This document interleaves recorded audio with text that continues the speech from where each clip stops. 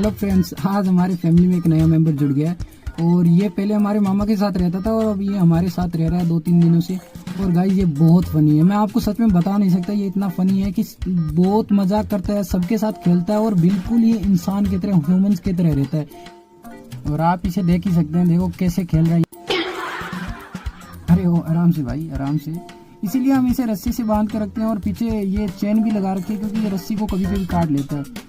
और आप देख सकते हैं कैसे अपनी रस्सी को हाथ से जैसे इंसान खोलते हैं ना वैसे खोल सकता है, इसीलिए हमने इसे चेन से बांध रखा है इसे।